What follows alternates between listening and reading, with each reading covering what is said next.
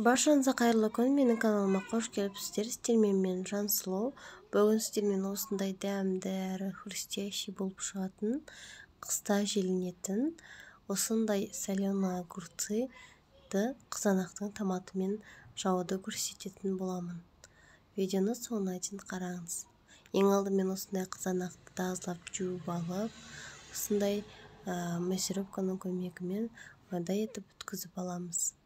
Дайын болған қызанағымызды енді осындай марлыдан, осындай таза ыдысқа дәл осылай етіп өткізіп аламыз. Өйткені томаттың согы шығу үшін, согын алу үшін дәл осылай жасай аламыз. Міне біздің томатты согымыз дайын болды. Енді осының үстіне 3 қасық қантымызды, 3 қасық тұзымызды қосып аламыз және отқа қайнатуға қоямыз. Осындай банкіге крышкаларды стерилизовать етеміз. Әшейін қайнап тұрған суды үстіне құйып аламыз. Осылай томатты согымызды қайнатуға қоямыз.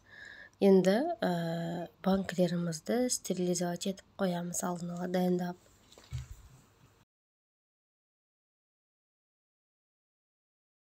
Міне согымызды қайнады, енді дәмін көріп аламыз. Дәмі жақсы болғаннан кейін дәл осының үстіне томатымыз қоюланып қалмас үшін міндетті түрде қайнаған су құйып аламыз. Қайнаған су құйып болғаннан кейін де жақсылап қайнатып аламыз.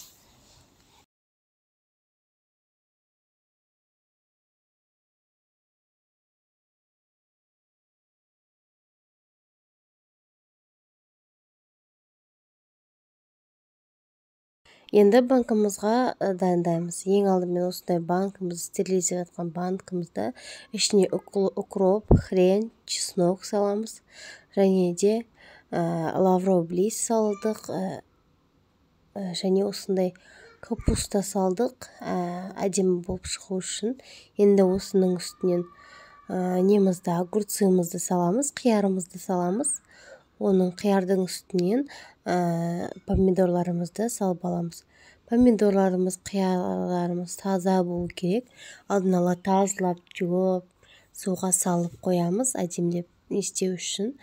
Енді дәл осының үстінен помидорларымызды салып аламыз. Бұл рецепт менің анамның рецепті. Анам сіздерге өз рецептімен бөлісіп жатыр. Барлығын керекті жарақтарын описание бөлімінде жазып қалдыратын боламын. Енді осының үстіне кипяток құйып аламыз. Кипяток құйғаннан кейін 20 минуттай тұрғызғаннан кейін осылай етіп крышкасын жауып, осылай суын төгіп аламыз. Арнайы крышка сататын жерде дәл осындай крышкалар бар. Екіншісінде де дәл солай жасап аламыз.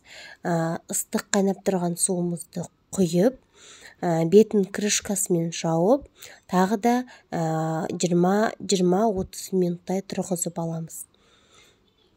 Өйткені қиярдағы, помидордағы неше түрлі микробтар болады, солардың бәрін жақсы кетіру үшін. Оны суын төгіп тастағаннан кейін міне біздің томатты суымызда, согымызда дайын болды. Дәл осы банкымыздың үстіне томатты согымызды құйып аламыз. Біздің үйде дәл осы томатны сокпен шабылған соленый помидор, соленый огурцылар өте қатты ұнайды. Осы томаттың суын қыстың күні ішкенде өте дәмді, әрі ішіндегі қиярлар хрустящий болып шығады. Енді кішкентай қасықпен кішкене ғана осындай уксусты құйып, банкымызды осындай закрывалышкамен жауып аламыз. Жауылғанын тексеріп тұру керек. Міне біздің осындай қысқа дайындық салатымыз дайын болды. Огурцы, соленый огурцы мен помидорымыз. Согы өте ерекше әрі дәмді болып шығады. Қыстың күні өте әдемі болады. Сіздер де осы рецептпен жасап көріңіздер. Менің неше жылдан бері қолданып келе жатқан анашымның рецепті. Сіздермен бөлістік.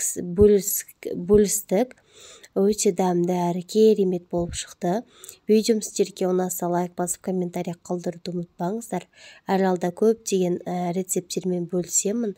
Сол себепті менің YouTube арнама тіркеліп алыңыздар. Сіздермен болған мен Жансұлу. Келесі кездескенше сау болыңыздар.